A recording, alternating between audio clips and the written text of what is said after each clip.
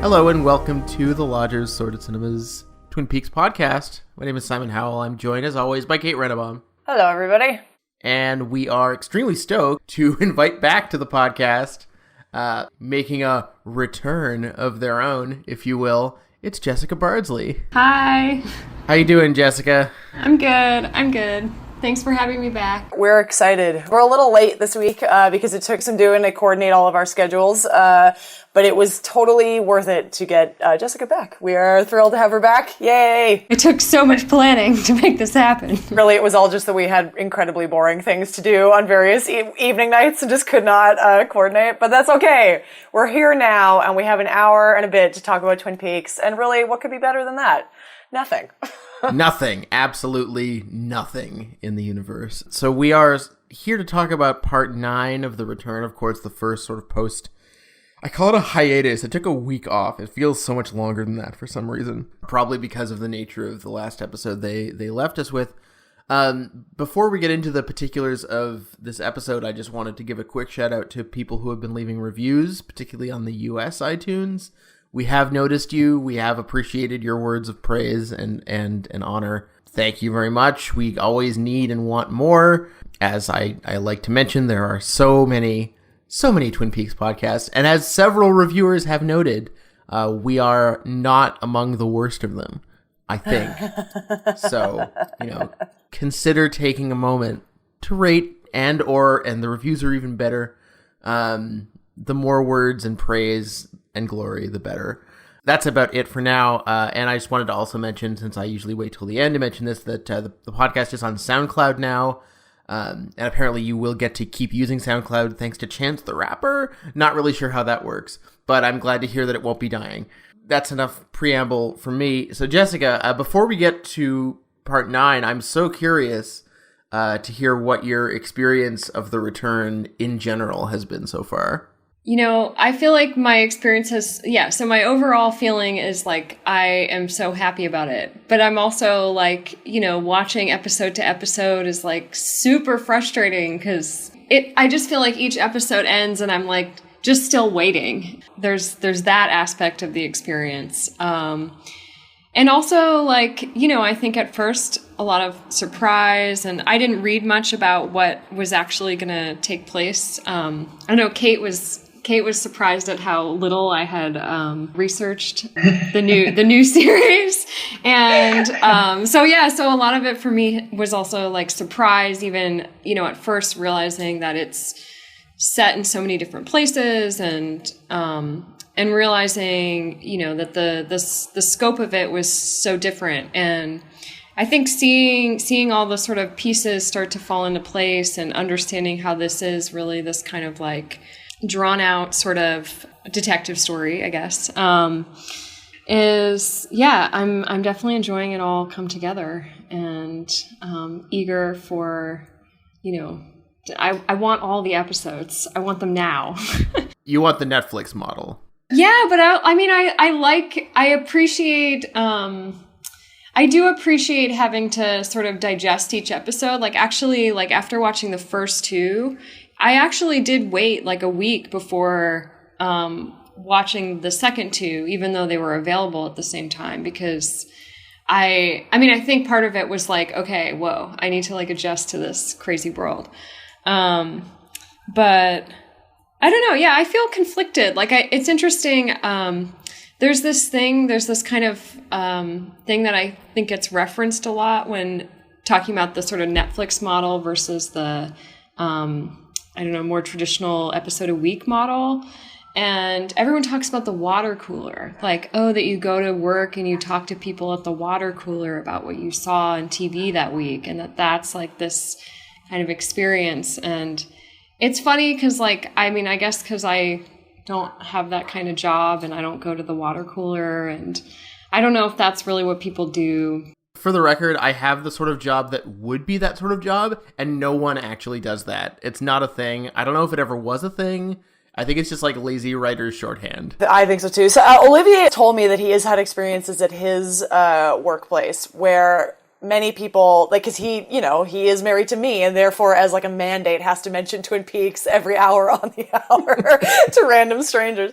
Anyway, no, so like he brings up Twin Peaks a little bit at work, and he's been pretty regularly surprised actually at how much people want to talk to him about it and are excited, like, and want to say things like, I've heard so much about it. And there does seem to be a way in which the episodes, I think, are kind of filtering through the larger consciousness level right now. And again, credit to Lynch with this model. I don't think something like that would have happened if everything had been dumped in the first day. I just don't think that would happen. I mean, I think there's a realization that like this kind of stuff takes a while to make its way into people's minds. And, things that are difficult, as much as maybe it's easier to just, if it's difficult, you can just power through it in 18 hours. It's going to be an incredibly different experience than if you like have time to get on board with it and get there. And I did want to point out, I found out today, actually, I was surprised to hear this. I mean, on the one hand, surprised, on the other hand, not surprised at all. But episode 9, the one that we're talking about today, or part 9, had the highest rating so far of any of the Twin Peaks episodes, which is the highest live ratings, which I think were something like, I forget what the actual numbers are for the live ratings, but there was a report that Showtime came out with recently that said,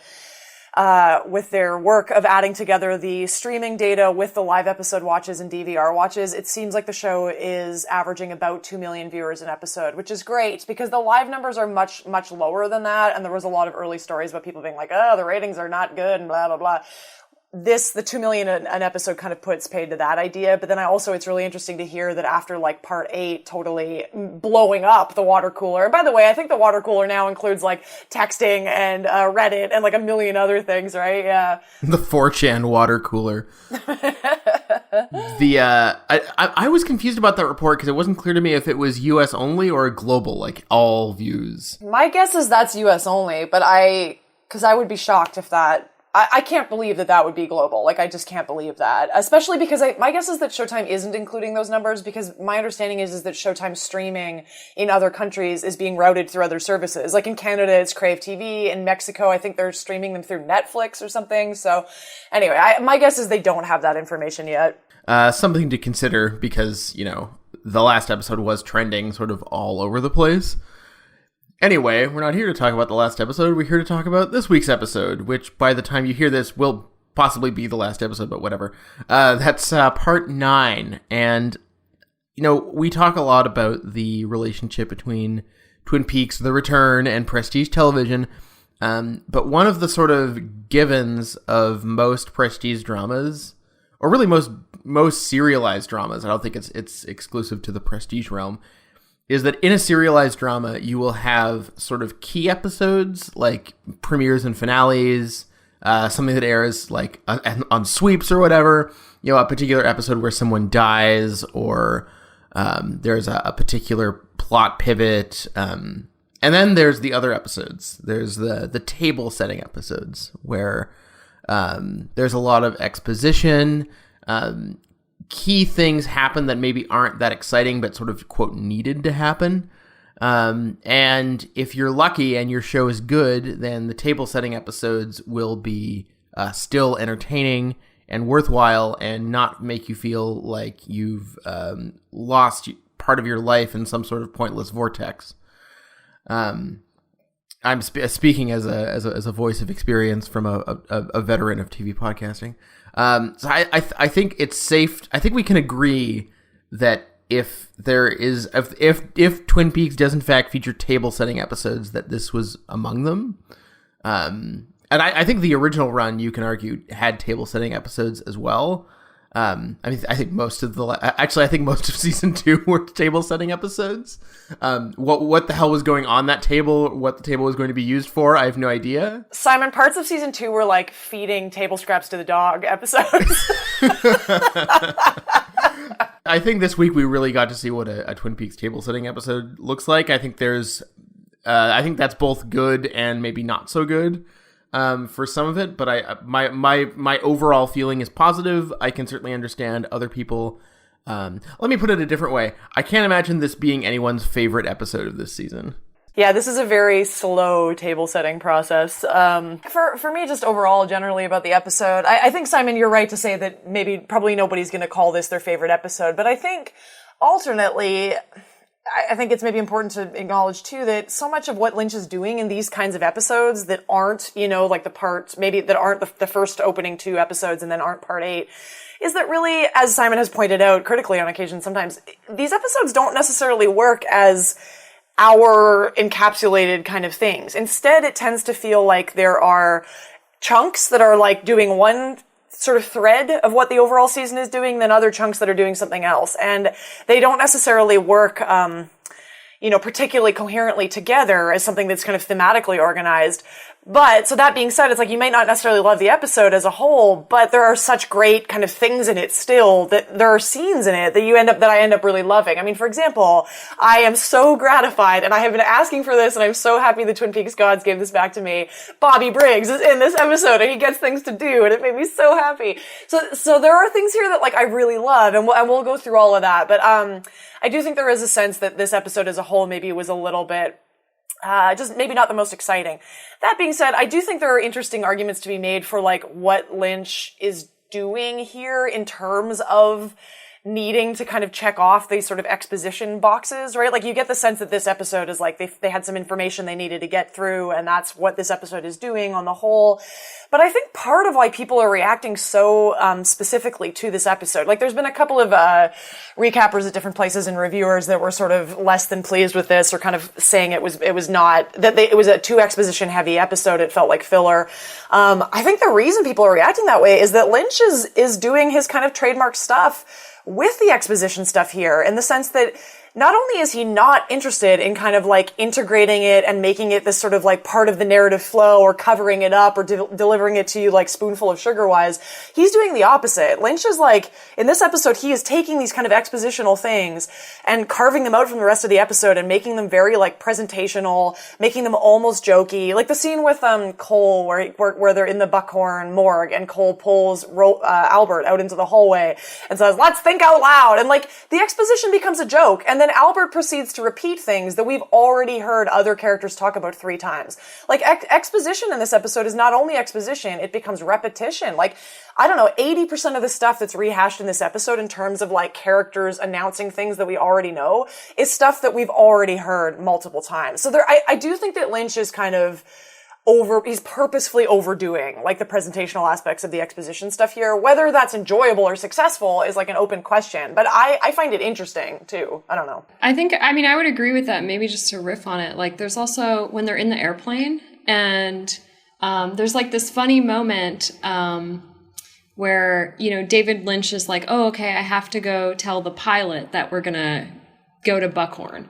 And it's like this funny thing where I'm like, why are you showing this? Like, why do we need to see this? Like, it's this thing that he says he's going to do it. Then we watch him do it. And then we watch him get like the, alcohol. Yeah. For Diane. And, it's just like this funny moment where, I think it's exactly what you're describing, where there's, it's kind of made so, it is both this kind of like verbal repetition, and then you watch the thing happen.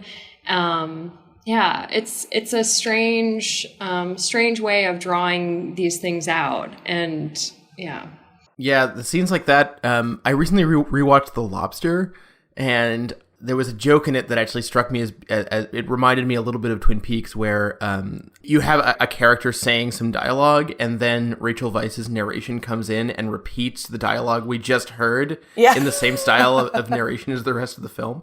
That's sort of, I get kind of the same feeling from some of the scenes you described. Speaking of humor, there's a fair amount of it in this episode, which I think we could probably have seen coming, given sort of like the tonal whiplash the show's been giving us. And as a reaction against everything we got last week, which was, light on humor, you might say.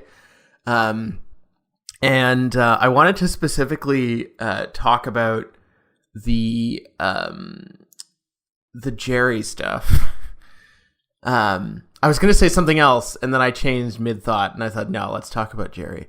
And the reason I wanted to bring it up is, one, because obviously it's hilarious.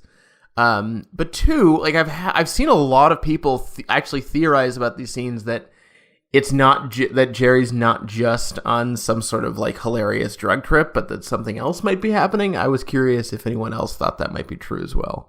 Well, the thing that I love about the Jerry sequence is, I mean, the sound mixing and the voice saying, "I am not your foot," is golden. Like, that's golden, Pony Boy. I mean, there is that's just like tears of laughter with the "I am not your foot." But what I love about that sequence, and I think Lynch is doing this in a number of ways throughout the episode, the Bill Hastings sequence is like the other clear example of this, is this trademark Lynch thing where it starts off very humorous and very funny, and you know exactly sort of what the reaction is to that scene that you're expected to give.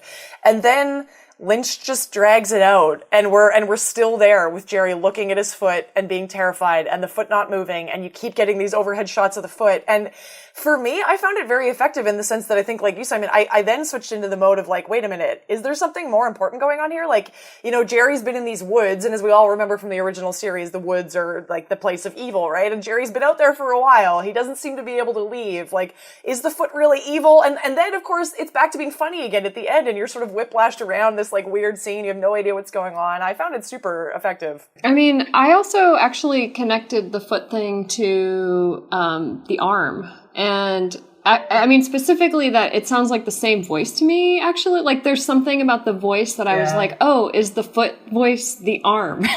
And I don't know, like, I don't know, not the same thing, but it seemed like there was something, that's actually was my first thought when I heard the voice of the foot speaking to him.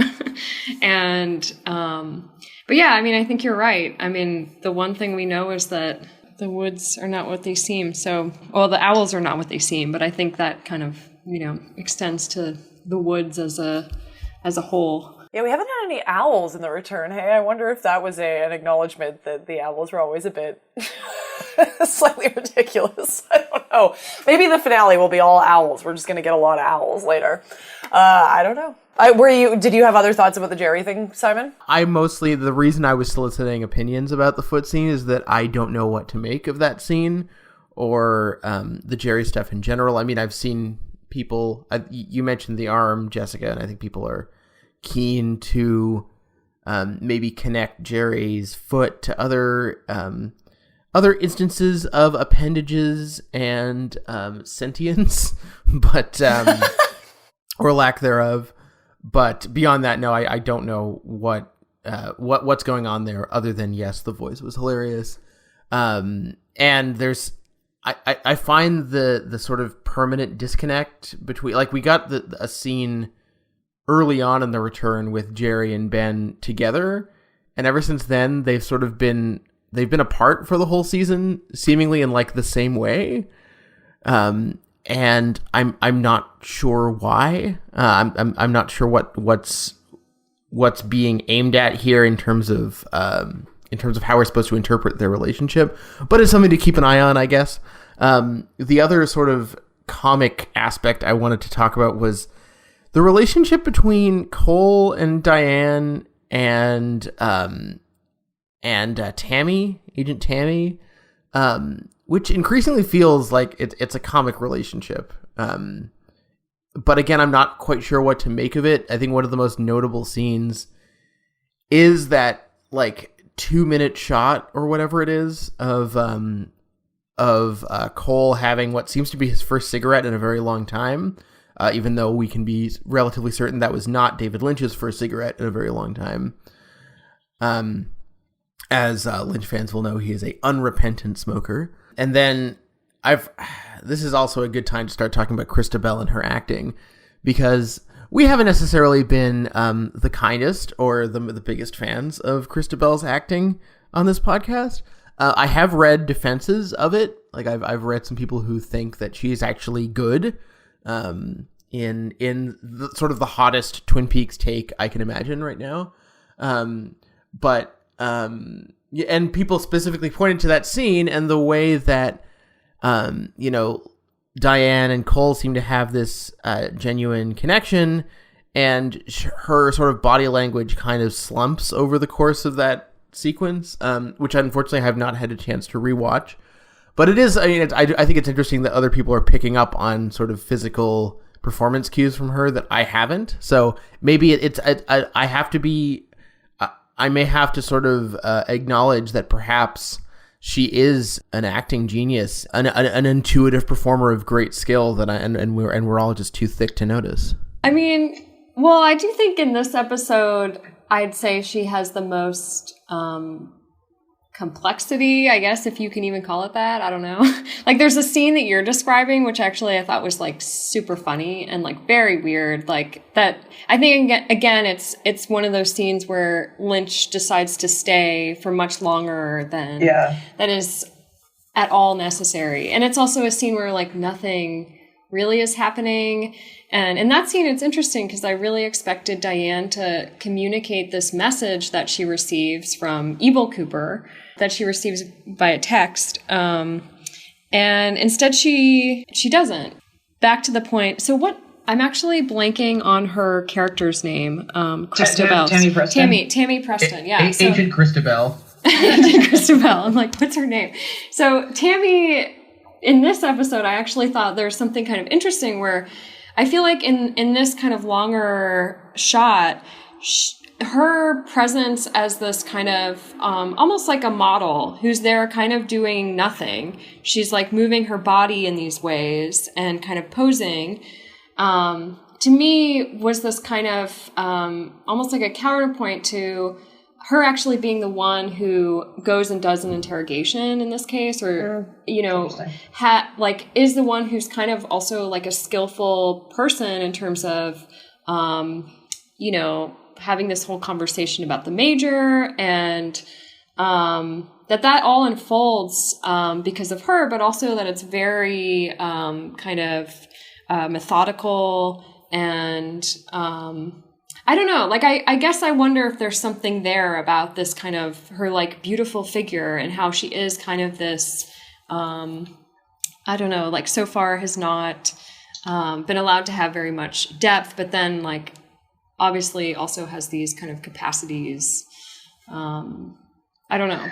That's some interesting. I had not thought about that scene specifically next to her being the interrogator there, which is an interesting comparison. I mean, I think it was Emily Stevens writing for AV Club who said something similar about this long smoking sequence where basically you could look at it as like a form of self-presentation from the Tammy Preston character breaking down effectively. Like it just sort of descends into this series of kind of tics and poses. And I think that's interesting. And I'm totally willing to like believe that might be what is happening here and where it's going. But for me, all of this is still very difficult it's difficult for me to figure out how I feel about the Tammy Preston character without knowing where it's going. Because we also have all this sort of unfolding thing with, David Lynch's characters, like Gordon Cole's character's presence in relation to Christabel and the Tammy Preston character maybe playing out his relationship to like women, and this idea of maybe he's condescending, like maybe the women or maybe Tammy Preston is being put in this sort of like child's position in relation to the rest of the team where she's never allowed to do anything and she's always sort of kept at arm's length. But then as Jessica points out, like she also is able to she's also doing a lot of the stuff, like she's investigating things. There's also the other question right now about Tammy Preston, which is, like fans have been pointing this stuff out, which is that there's some odd, information gaps or something around what she's doing in the show versus what her character was in the Secret History book. Because in the Secret History book, she totally knows who Major Briggs is. Like, she discovers that Major Briggs plays a major role in the Secret History, which I won't give away. But then, she sort of she seems to not know who Major Briggs is or doesn't know him as much or something in the series. So there's all kinds of like weird question marks around this character. So for me, it's very difficult to like get on board with a claim as big as, this is actually a really great performance from Christabel because she's actually this really insecure character, like posturing. I feel like I need some more fill in before I could get to quite that level, but I'm still waiting. I'm still willing to see what goes on. It's interesting though. I don't actually see her as insecure. I think she's dealing with, like, I see her as someone dealing with other people's perceptions of her. But I guess I don't see her as insecure. Like, she actually seems super composed. Like, she does. I do think in the longer shot with Gordon and Diane, like, I do think that there is this, like, to me, that does seem to be a kind of maybe if there's anywhere that I see a kind of insecurity or self-consciousness or something, that's where it is. But it also seems so performed and so artificial. But yeah, I think it's true that, I think that about a lot of things in this, where it's hard to say where they're going. And so it's hard to really take a strong stance about it. Well, we can do what everyone else is doing and speculate wildly and hope we're right. But maybe another thing worth noting, since we're talking about performance, is Matthew Lillard was interviewed about the interrogation sequence. And first of all, it's a funny interview to read because you get to understand that besides Kyle MacLachlan, like really people were so in the dark and they really had to pester Frost and Lynch for like any information about their characters or like any context that could help ground their performance. You also learn, if Lillard is right, that the interrogation sequence was the first thing that Christabel shot. And as Christabel is not a professional actress or like someone who has acted in stuff before, it was just her first film performance, period. Which, if you can just imagine that for a moment, like, let's set aside any thoughts about her performance. Like, you've never acted in a film before, and you're going to do it for the first time, and it's going to be, like, an extended, like, 2 or 3 take sequence of, like, a deeply emotional interrogation sequence with just you and one other, like, much more trained actor, and the director is David Lynch. Can you imagine that? There is something interesting there about the sense in which, and I think Christabel probably deserves credit for this, is this idea that I find it impressive that like she never has acted before. She signs on for this sort of major role in this show where she clearly isn't being given a lot of information. I mean, I don't know, maybe because she's close to Lynch, she gets a little bit more information than like Matthew Lillard does, but I sort of doubt it. So there is kind of an impressive leap of faith on her part, like putting her sort of artistic trust in somebody like Lynch to that extent when she is sort of so on the line in terms of her presentation in this show. And, you know, this question as to whether, like, it's doing her any favors, I think is, like, an important one. I mean, this is why I want to believe that there is going to be some kind of overall payoff to, like, what Lynch is using this character for and what all of this kind of thematizing around her is going to lead up to. And I think there will be something interesting. I do think she maybe deserves some credit for, like, trusting Lynch to that degree. I do think it's funny in almost a cruel sense in context, because the context of the scene is like, you've been doing such a good job. Let's take you in and let you do your own interrogation. But in reality, it's her first acting job. Like, that's kind of intense. It's true. Well, and I mean, and you know, Matthew Lillard is a guy who's been in Hollywood for a long time and not necessarily somebody who's known for like his acting despite that. And then in this episode, I mean, like he's been great in The Return, right? I mean, here again, I think is Lynch's real like ability to work with performers and see things in people that other people just don't see. I mean, Matthew Lillard, like, you know, he's always played sort of a clown, like he's always been a bit of a joke. And I don't mean that about him as an actor. I mean, like that's his role, his shtick kind of. But I think here Lynch manages to really mine that for like a level of, you know, pathos isn't exactly the right word, but there are moments in Lillard's spiel, particularly the areas where he's saying things like, why can't you help me? And like, you weren't there, you don't know, where there really is something impressively emotional coming out of a scenario that really is a little ridiculous, right? Like he's describing the scenario where he's in another dimension and all these people show up and people are being killed and heads are being removed and it's sort of inexplicable. And yet Lillard's performance really presents this idea that like he's been quite damaged by this. Like this has really done some serious damage to him. And then of course we get the quick flip into the scuba diving stuff and we get this move between the humorous and the tragic, and it's difficult to tell where you're supposed to respond to all of that stuff. But anyway, that scene was pretty great. I thought it was great. Lillard has sort of been carving out a little niche for himself over the last couple of years on stuff like The Good Wife and The Bridge.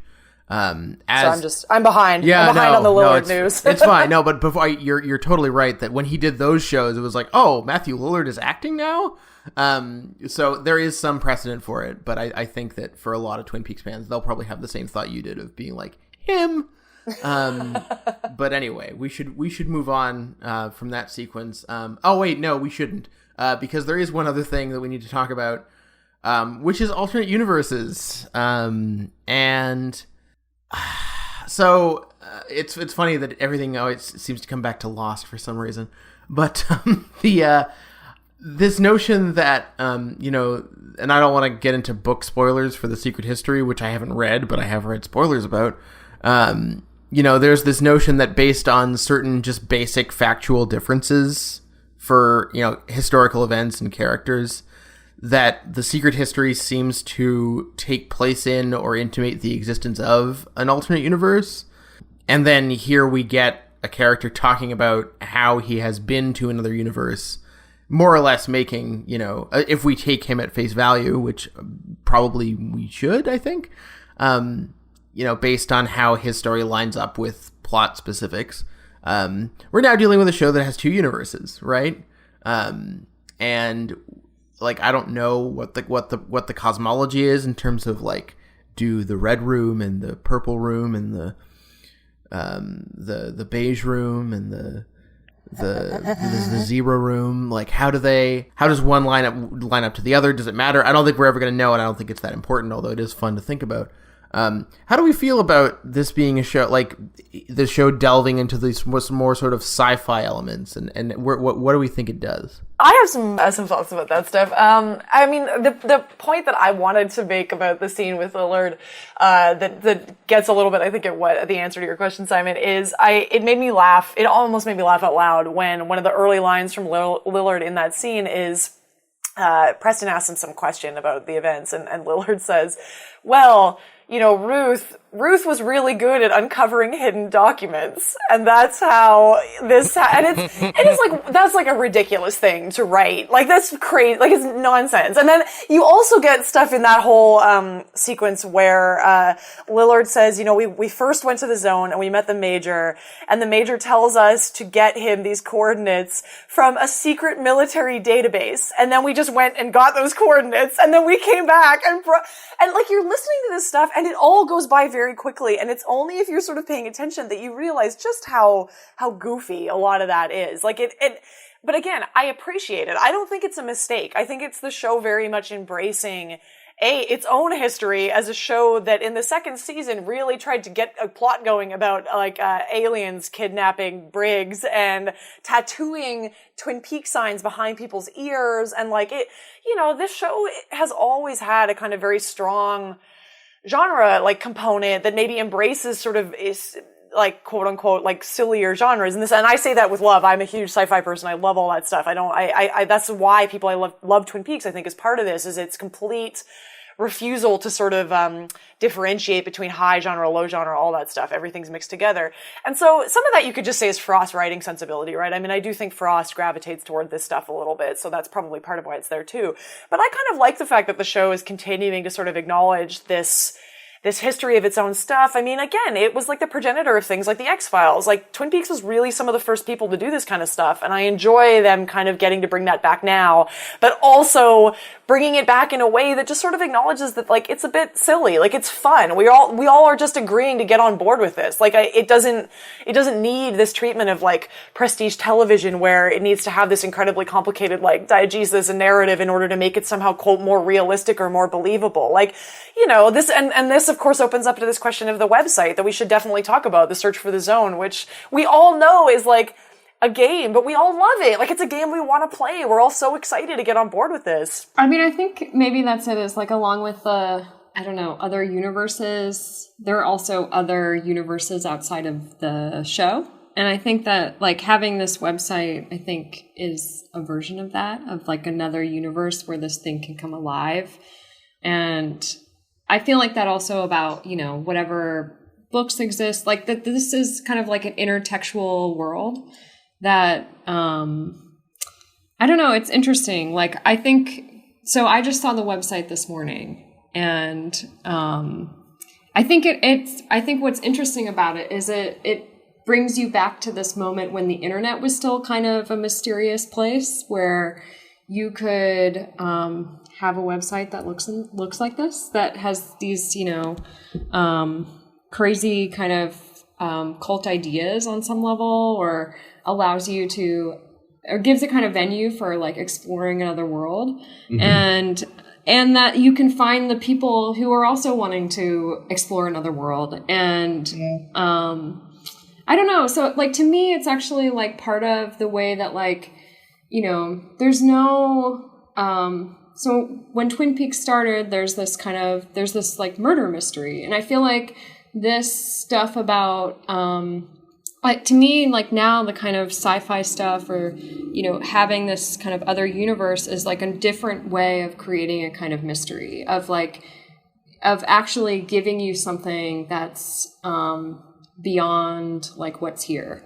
And I don't know. I mean, I think like I'm really enjoying it. Like to me, it's what sustains my interest is wanting to understand like how all these pieces fit together. Like what is this other, you know, what is this other world? What's the zone? Like, I mean, I would just like to say that the website stuff, it just made me glad for where we've gotten with the internet so far, that it is now a place where we've weeded out all the bad opinions and culty thought and just insanity.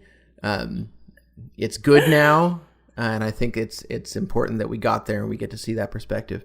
My other question is, on the subject of the zone, have either of you ever watched anything by Adam Curtis? I've seen parts of Adam Curtis stuff. I haven't seen all of it, but I've seen bits of it. I don't know if he touches on it in his other movies, but in his recent one, Hypernormalization, a lot of it revolves around this concept of the zone. My Adam Curtis is a little rusty, but essentially like the zone is, you know, where like the distinction between real and not real has become sort of arbitrary. I mean, basically I interpret the zone in like the Adam Curtis context as being sort of like the numb space that is sort of like brought about by the latest stages of neoliberalism. So when Miguel Ferrer comes in with "we're in the zone now" or whatever, I had a bit of a moment of like, did they do that on purpose? Which I'm sure they didn't. I don't think that David Lynch and Mark Frost like sit around reading political theory. Like we've talked about this before, but like, you know, Frost is pretty much like a standard issue American liberal who, you know, thinks Russia is bad. And Lynch talked about how he didn't like Mitt Romney because he wants to get his mitts on our money. Like, that's a real thing that he said. I was going to bring up another zone. There's the stalker zone as well. Is that what you were thinking of? Yeah. There's the stalker zone. There's the Twilight zone. There's the dance zone. I mean, there's all kinds of zones. I like your point, Simon, about this idea that the Adam Curtis zone is like the space of kind of indistinguishability between good and bad, or like real and unreal, all that stuff. I like that a lot because it ties into a couple of other things I wanted to say. But I feel like we should clarify something for people who are listening to this podcast who maybe aren't following the internet this closely around the show. So for people who didn't catch this already, the website that Bill Hastings refers to in this episode, where he talks about his blog, is a real website that somebody related to the show built on behalf of the show. And it's in the searchforthezone.com. And it's filled with sort of Easter eggs. I mean, you can explore it yourself, or you could just sort of Google it, and there'll be people explaining to you all the Easter eggs and videos and everything in it. We should also acknowledge that the website is in large part like an advertisement for the Twin Peaks soundtrack, which I find to be hilarious because it is such a successful advertisement. I have to admit, it's kind of amazing. It's great. My favorite thing was how within moments of people discovering it, I had multiple people. I only follow like 150 people on Twitter or something, and I had multiple people independently scouring the source code for the website and independently coming up with that video of the interrogation room. That again, like they absolutely knew like people were going to be. I sometimes think about what would have happened if the show had all dumped like over one night on Netflix. Like I think we would probably be done talking about it by now. As a culture, but I think that we probably would have had like conferences. I think we would have had like entire towns taken up with like the intense work of decoding Twin Peaks over a weekend. Like people love this. People love to do this. I mean, it's amazing though. It's like, what's more satisfying though when you have like such a rich world that has all these different layers. And I think that's like what's really, I mean, it's also on some level just fun. Like the idea that even this morning, like Kate sent me this thing of someone like actually tracking these coordinates and like seeing what's there. And it's like, has anyone gone there yet? Yeah, this person did. There's a post on Welcome to Twin Peaks about somebody who went there and like scoured the space, and it was really interesting. But sorry, go ahead, Jessica. I think this kind of, and Simon, I guess this is maybe also what you were talking about, but like the way that the show itself, I think, has this power to bleed into our world outside of its representations. Yeah.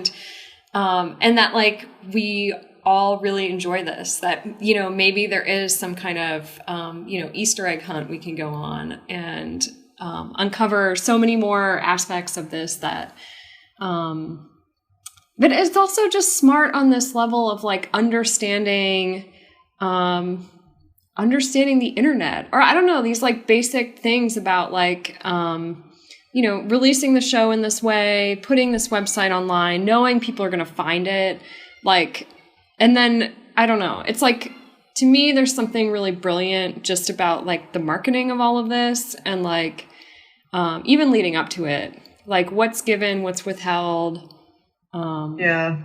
Yeah, and I feel like I'm a sucker for it. That's the other thing, is like watching myself just like eat it up. and kind of shamelessly, like feeling like, oh, I'm like totally like I love it. I think it's impressive that like, I don't know, I feel like as an adult, I'm a little jaded about a lot of stuff. And like Jessica and I were talking this morning about how, we know that website is kind of an advertisement for like a thing that's going to make somebody money. And we sort of don't care because it's done with such like, I don't know, like interest and creativity. It's like hard not to get on board with it. I mean, it's fun. The other thing I wanted to add about the coordinate stuff and this question of like, the real and not real, and what Jessica was saying is I also think there's something really interesting to be said about the way in which the show itself, but then particularly in this move to creating the website space, does something which I think we're all pretty like people, particularly in academics and like this idea of postmodernism and all this stuff. It's like people are pretty comfortable saying like, oh yeah, what's real, what's not real. That's not really a question for us anymore. And like, it doesn't matter. We're all comfortable with whatever. But I had a real moment when I went to that website and you click on the links that are the like readings or the online articles that, quote Bill Hastings has put up in this blog. And they're long pieces. Like some of them are about, quantum mechanics or like alternate worlds theories or whatever. And I'm trying to read through these and I had a genuine moment where I was like, I really can't tell if these are actual articles that have been posted on the internet or if these are things that somebody wrote for the episode or for the website. And I was like, it would take me hours to figure this out. And I feel like, I'm an academic. Like I look at things for a living and figure out like what their provenance is and like what they're doing and how they work. And I had this genuine moment where I was like, I really can't tell. And I found it actually quite unsettling. I was like, I don't know what to do with this. And there's that one. And then the other version of that was the person who went to this space where they, went to investigate like with these coordinates in, South Dakota, wrote about how they arrived and they discovered like there wasn't anybody there and they asked permission to go on this person's land. And then I find in a really interesting like meta reflection of some of the things that the show is about, the person who went, is a member of the Lakota tribe there and wrote that they had to ask permission of the person's land it was because they were actually quite afraid that they would be like attacked violently if they went onto basically a white person's land without permission, which I thought was a very unfortunate but true and interesting reflection of things that the show has at least mentioned. So that's something to be said. But anyway, so they got onto this person's land and are looking in this area, and there were tire tracks there, like recent tire tracks. So this person posited that somebody maybe had already gotten there before them. And they looked around, and all they could find was in one corner, somebody had dug something up. There was a metal box that it looked like it had a bullet hole in it that was empty.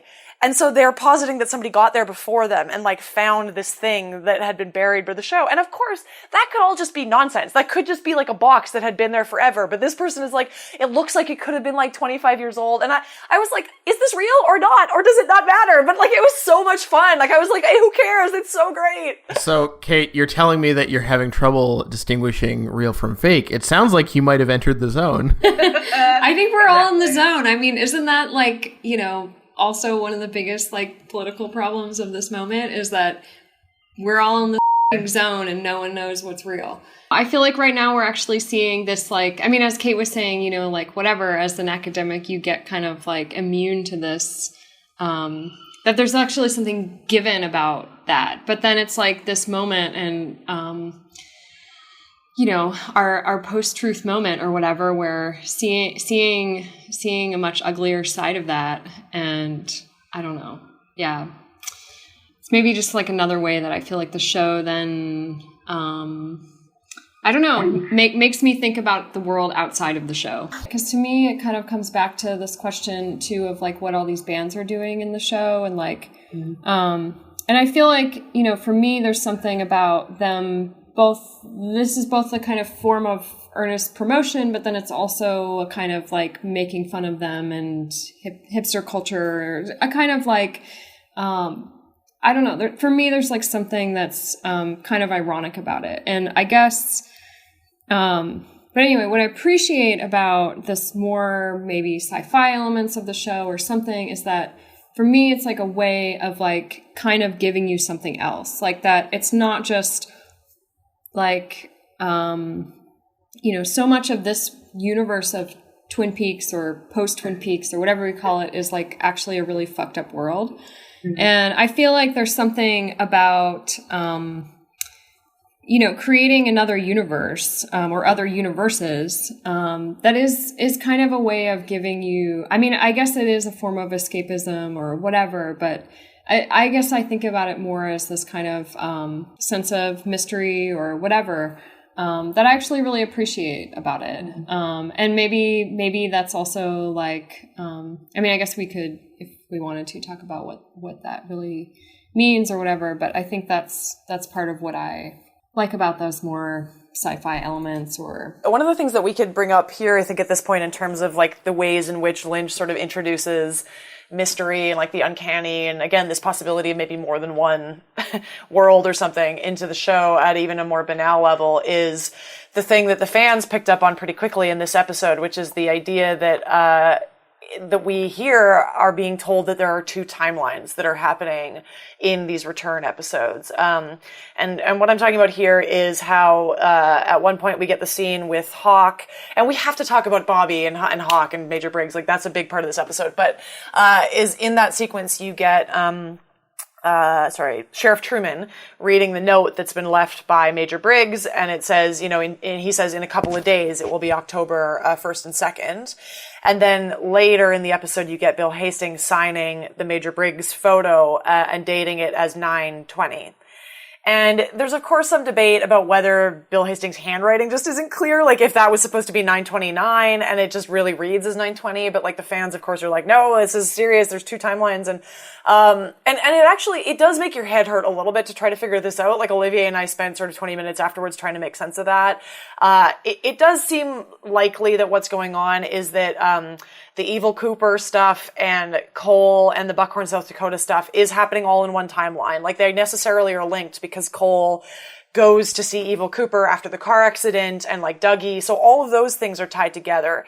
But what is totally possible and what seems to be happening is that the town of Twin Peaks, their timeline is a couple weeks later, a couple days later, which also makes sense because, Jade mails that key and then it turns up in Twin Peaks quite quickly afterwards, which doesn't make a ton of sense in terms of how long it takes to mail things.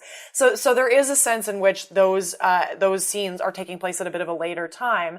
We don't have any idea why yet, but I do find it interesting that there's again this sort of split. And Olivier brought this up in the sense that like we take so much for granted, this idea that like if you know scenes are put together in a show comprised of moving images, we've been trained to assume that they're happening basically simultaneously. And Lynch again just here very subtly kind of undoes that and sort of just decenters us again, so we don't exactly know where we are or what's happening, which I quite liked. You sort of teased this earlier, Kate, but we should really talk about, I think, what was the highlight of the episode for me, which was really the fact that this episode acted as kind of a character spotlight for Bobby, and an acting spotlight for Dana Ashbrook, who I've always found it strange that he didn't seem to have much of a career after Twin Peaks, and because he was always sort of one of the most capable performers and one of the most charismatic. And ever since I've seen him since, it's been in Twin Peaks related things, like when he did the Twin Peaks episode of Psych, and here again on Twin Peaks, and just to see him get sort of this deeply emotional spotlight this week was very satisfying.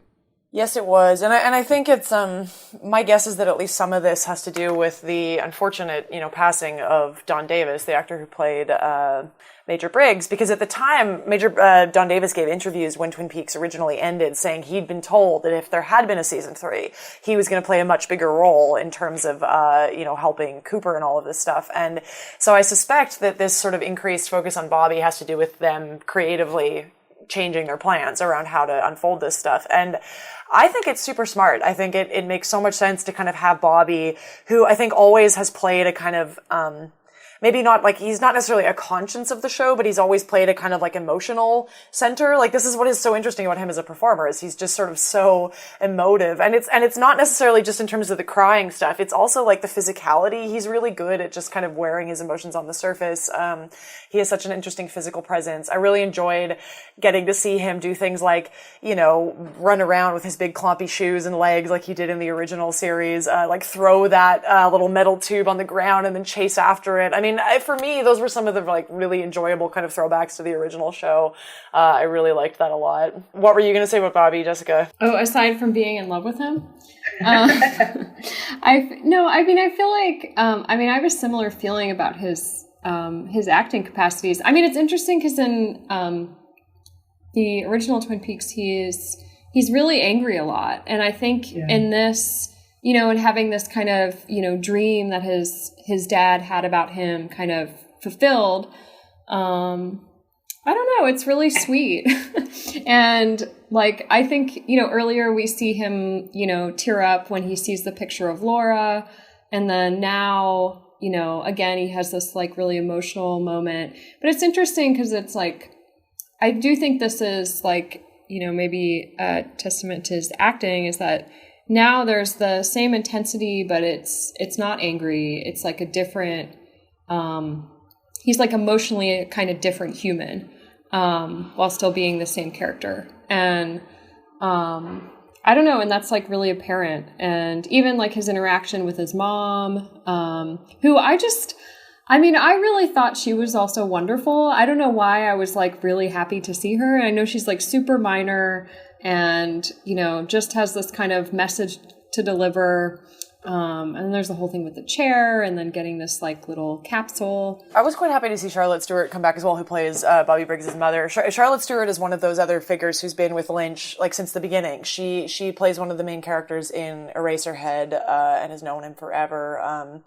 So it's great that she got sort of some space to work. There was a little bit of an Easter egg in the scene where she's telling the 3 sheriff characters, she's telling them this news from Major Briggs. In one of the reaction shots, when Hawk, you sort of see Hawk looking next to him, the footage is clearly being run backwards. You can tell from the way Hawk blinks, basically, that the footage is being run backwards. So this has been like a common theme throughout. So I guess we're still waiting to see like if that has a more direct purpose other than just the sort of aesthetic thing. But I really enjoy it every time Lynch does that. It was great to see her. I was going to say something about Bobby, and I know what I wanted to add as well. The only thing that I can't help it sort of stuck in my mind a little bit watching the sequence where they're outside and Bobby is saying, my dad has done it again. He's written this note that references this place that we had when I was a child called Jackrabbit's Palace. For me, I have to admit, I'm not sure if there is something going on there in terms of this being like a conscious choice on the part of the writers, or if there is maybe a little bit of sloppiness going on with this. But I have to admit, it bothers me a little bit that that in this new incarnation of the Major Briggs character, there seems to be something of a squashing of what was going on with the Major Briggs character in the first season, which is that the reason why it mattered that Briggs becomes close to Bobby at the beginning of season 2 is because in season 1, he was such a kind of disciplinarian, authoritarian figure and so fundamentally removed from like the space of Bobby and his youth and like the anger of youth and all of these things, that is why there is such an emotional kind of moment at the beginning of season 2 when Don Davis seems to be able, like when Major Briggs seems to be able to overcome that and reach out to him and they connect despite that. And for me, it honestly, it just didn't ring true. This idea of Major Briggs playing games of make-believe with tiny Bobby in the woods. It just didn't make sense to me. And maybe that's me being too kind of harsh or nitpicky or something. but for me, I feel like they could have written that just slightly differently to acknowledge that they were apart from each other in their childhood, and that Bobby didn't become close to him until later or something. You know what I mean? I don't know. There's an element of both characters, both Major and Bobby Briggs, seeming to have like two timelines each as well, right? Where it's sort of unintentional, where Bobby is this, open-hearted, wears his emotions on his sleeve, very emotive character who we see here having this very touching connection to his deceased father. But, as Fire Walk With Me makes very clear, like, he was a killer before, right? Like, he was not necessarily that guy as a youth. And I'm not that, which is not to say that people who have periods in their life where they are ruffians cannot later be emotive heartthrobs, but there's a duality there. Like I'm willing to accept that a character who might have been sort of a stern authoritarian at one stage in life might have a few years earlier been sort of more of a tender caretaker. Has the show like done the legwork to make that believable? Probably not. But I'm not sure that Lynch and Frost like went bent over backwards to make it make sense, but I'm not sure it's a contradiction either, I guess is what I'm saying. It's not. It's just for me one of those things that I couldn't help notice it, because I mean I think it matters when you're thinking about a show where there's these questions around, violence, particularly violence in domestic spaces, and this idea of like whether we're dealing with misogyny when we see violence against women or we don't see it.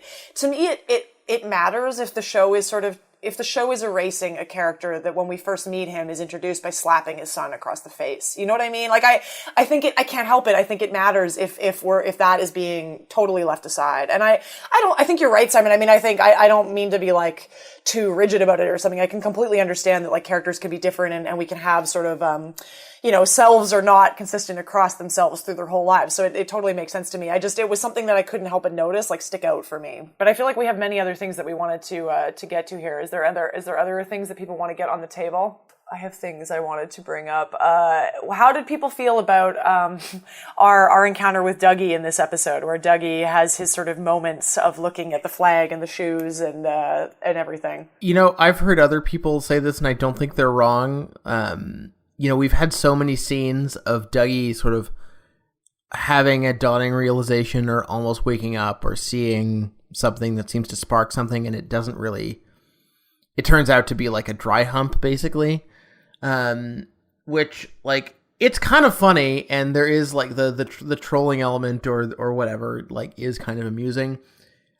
There's a part of me that kind of feels like we've gotten enough of those scenes. Like, as much as like the individual aspects are interesting, like the flag and the heels, for those to be things that he responds to.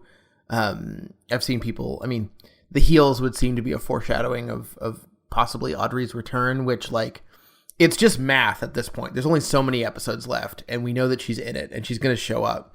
So, like, at some point, like, it stops being foreshadowing and starts just being, like, an inevitability. Yeah, I mean, as much, like, I didn't hate the sequence, but I kind of feel like, okay, I get it.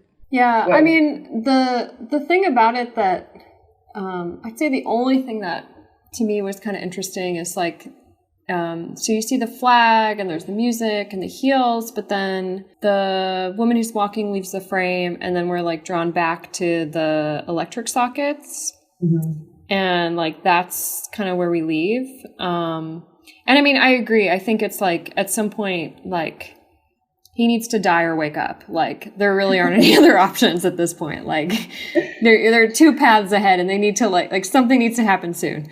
But yeah, like, I think something that's kind of been interesting to me throughout this has been, and probably you guys have talked about this, like, there's, obviously this kind of, these various forms of technology, but also like something with kind of electricity or energy, and like, and so I guess like there's something about the pull of the electrical sockets, and then thinking about when he was in the purple room and like there was that, crazy machine. And yeah, I mean, I don't know, for this Dougie scene, like there was a couple things I wanted to mention about it. I mean, I think it took me a while to notice it, but I do think it's worth pointing out that this is the first time that we have a shot that is from, Cooper / Dougie's subjective viewpoint that isn't basically caused by the Red Room, right? I mean, the only other subjective experience that we've been given a hint that Dougie is sort of thinking or experiencing things on his own is always directed sort of through the Red Room getting his attention.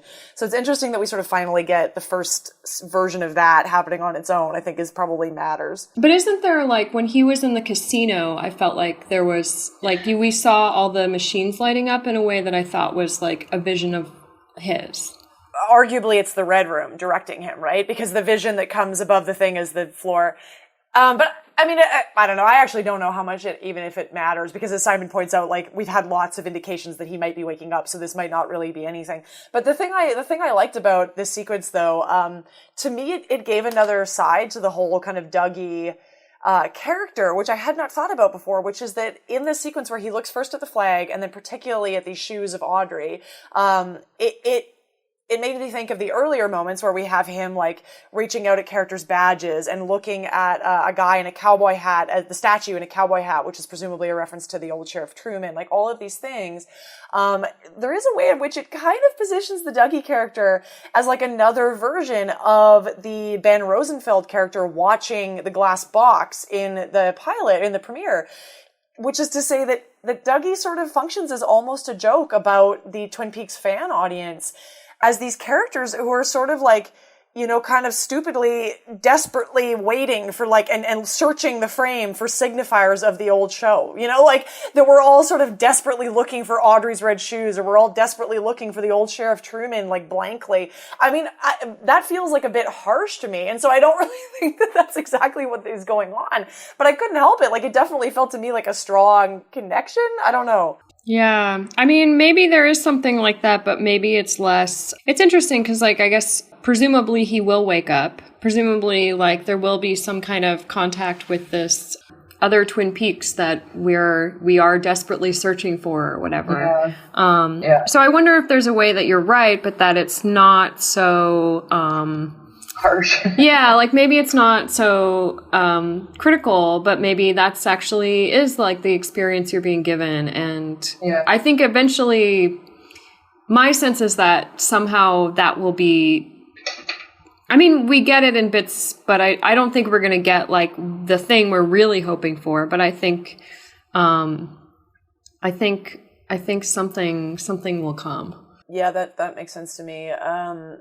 The other sequence that I thought was worth bringing up here, because it takes up a fair amount of time in the episode and is an unusual sequence for any number of reasons, is the sequence with the three cops that we get.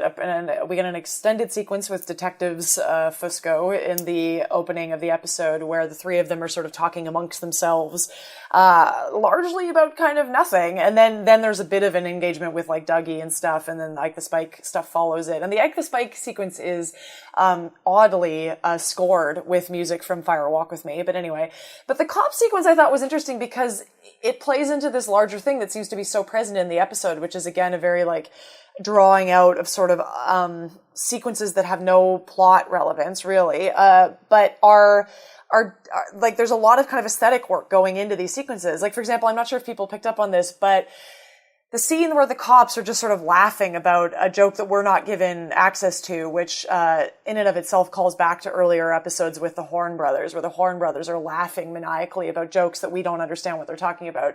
So the cops are doing this, and the camera, there's this very distinct visual choreography where the camera moves across them from left to right, and you get all three brothers. And then a split second later, it does exactly the same thing, and it moves across them again. And it just sort of this kind of odd stuff where there's so much energy being put into these scenes that don't have much narrative weight, and it is almost pointing out again our desire to like find narrative weight in everything. Like as another example of this, the character of Bushnell, who is Dougie's boss, is standing in front of these three detectives early in the scene and is, talking to them. And then at one point just sort of, there's no dialogue and he just makes this sort of series of odd gestures. He's making a fist. He has a sour face. He has his hand in his pocket. And, you could either read that and just be like, there's something odd going on here that I don't understand. Or you could be Twin Peaks fans and read that as like Bushnell somehow making a reference to Gordon Cole's Blue Rose Code with Lil at the beginning of Fire Walk With Me with the fists. And so it's this, again, tension between like, is there meaning here or is there not? Is it stagnant space? Is it coded space? It's all these kinds of questions, right?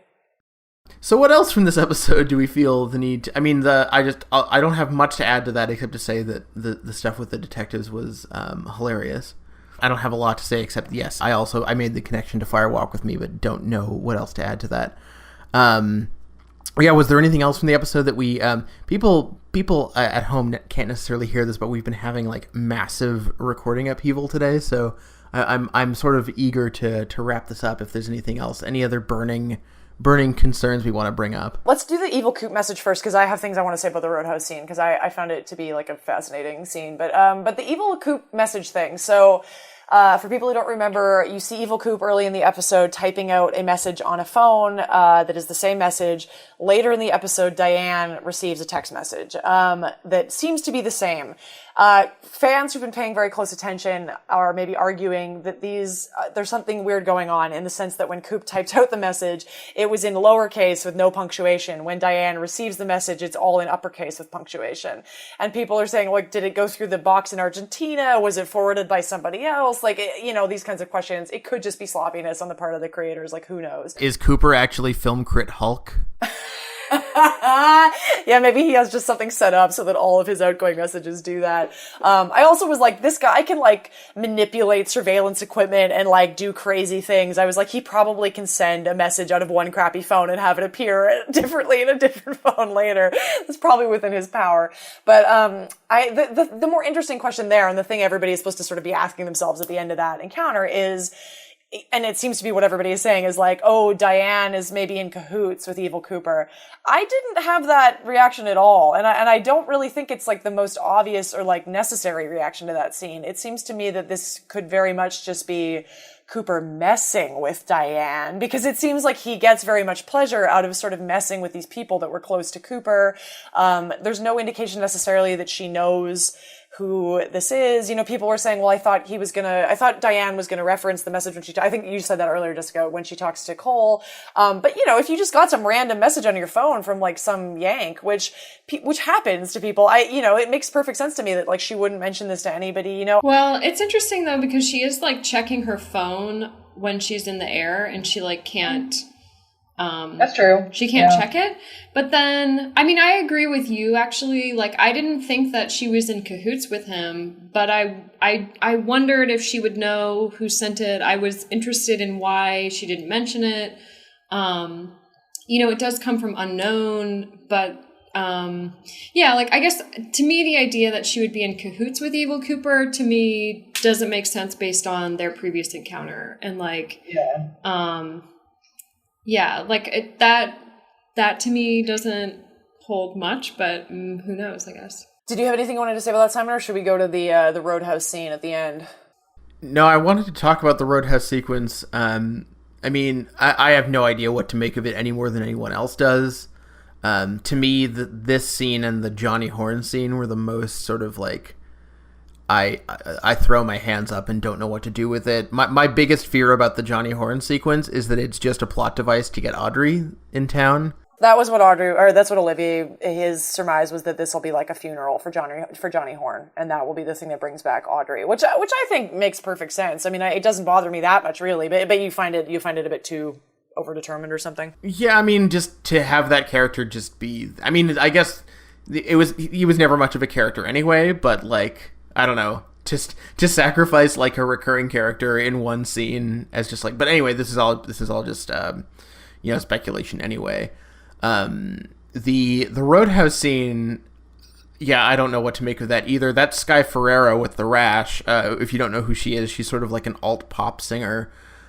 She's also done some acting recently, like she was in Eli Roth's The Green Inferno. She was in Matthew Porterfield's film Putty Hill, which is this like very kind of like no budget sort of indie film. She seems to be working with interesting people. You got to give her credit for that. But anyway, yeah. Yeah, kind of an interesting figure. No, I'm totally lost with the rash. I don't know what to say about that. Sometimes you just get a rash. I have a couple of things. I mean, I think the first one is like somebody else pointed this out online, and it did not occur to me when watching it, and I'm not sure I entirely buy this, but somebody pointed out that there might be like a plot connection in the sense that the Sky Ferreira character talks about not remembering what happened and why she lost her job, and which could, of course, be drug use. But this person was like, well, maybe this links up to things like Bill Hastings not being able to remember and like these kinds of, like the Bob-esque claims around people not being able to remember. And I was like, maybe that's what's going on. But for me, at the more general level, I think there was some interesting stuff going on with that sequence. There's two things there. The first one, I would say, this occurred to me while I was trying to finish my piece on part 8 of Twin Peaks for CinemaScope, which I have now sent off to my editor, and we'll see how that goes. The piece became a bit unwieldy, so I don't know. But at some point, I was writing about something I mentioned in the last podcast we did about part 8, which was where I was talking about this idea that, like, there's something to the woodsman's blackened bodies and this question of kind of like indistinguishability, the way that characters are sort of already treated as indistinguishable from each other in this figuration of like the blackness of the bodies, and like this idea that there maybe is an awareness on the part of the show that this is a kind of like precondition for the form of violence that is done to these bodies, where they're already being treated as like indistinguishable and they don't matter, this kind of thing. And I was thinking about it after that, and I actually think there's something really interesting going on with the way that Lynch has been basically using female characters in the background to kind of signify the opioid crisis and like the drug crisis in the United States and Canada as well. But it's particularly bad in the United States because the United States has not, as a country, understood the value of harm reduction as an approach to drug crisis management. That is my soapbox. I will now get back off of it. But anyway, so I do think there's something interesting there in the sense that the way that these women turn up throughout the series is they sort of come in for one sequence where they're given a lot of like episode weight, like we spend time with them, but they're not given any narrative weight. They're not given sort of like agency necessarily, or names even, but it's very clear that they're sort of like suffering from drug use or something. I mean, the Shelley Johnson character is a bit of an exception to that, but I guess we're going to have to wait to see where that goes with her to know how she fits into this. But anyway, we have this sort of parade of women who are coming in this way. And I also think there's something interesting there in terms of this idea of this sort of indistinguishability. It's just these characters that we're like made to spend time with that are not particularly like clear to us who they are. And for me, there's something interesting going on there with Lynch's like pointing out to us that we're very quick to want to just get past these figures, that like that in the way traditional television works, they are lower on the hierarchy of like what matters. And so there's almost a way in which he's thematizing like how the drug crisis is playing out in reality with these people being ignored and these bodies being ignored and treated as if they don't matter and they're indistinguishable. And I think there's something really interesting with that I really like. I think that it's doubled down on by just how uncomfortable that scene is. Like watching her scratch her armpit, it was like one of the more unpleasant experiences like in the show so far. There's something to that. The other and the last thing I would say about those sequences, particularly the one in the Roadhouse, is for me, it called up something that I haven't heard people talking about in relation to the new Twin Peaks so much, and maybe that's because it hasn't been so present in The Return, but is pretty present in particularly Lynch's later filmmaking, is this idea that he actually has a real affinity for like creating scenes where women are given sort of these like private encounters among each other, like where women have these sort of spaces where they're talking about things that the audience doesn't necessarily know about. They're often things that the women are talking about are not necessarily like what we're used to seeing women talk about when they are given space in moving image narratives, which is either men traditionally or, other things that are related to the narrative.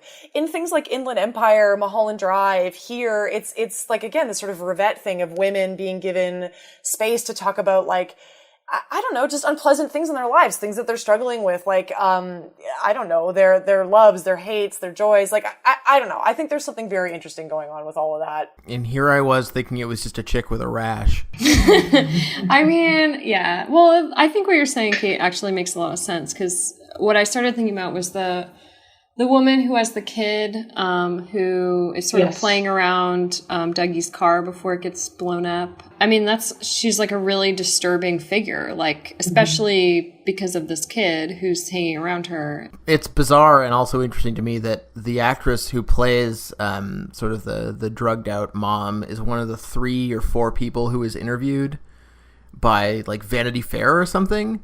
Really? Like it was her and Naomi Watts and Laura Dern talking about like the new season and like working with Lynch, and all she could really talk about was, I had a table, it was dirty. It was really mostly what she talked about was the table, and that was maybe a hint that she wasn't going to get that much to do, but maybe it's also a hint she'll get more to do later. I don't know. Anyway, we should probably think about wrapping up. Any quick closing thoughts or arguments anyone wants to throw out there? I think I have said what I have to say about this episode. I was super happy to have Jessica back on, and I'm looking forward to digging into the last, what do we have left, 9 episodes now? Yeah. Yep. Well, thanks for having me. Right. And thank y'all for listening. Again, feel free to rate and review the show on iTunes and or Stitcher. I don't think we have any ratings on Stitcher yet, and I know people are listening there. We're also on SoundCloud. Just Google the SoundCloud page for Sorted Cinema. You'll find us there. And we will be back in hopefully significantly less than a week. Thank y'all for listening. Never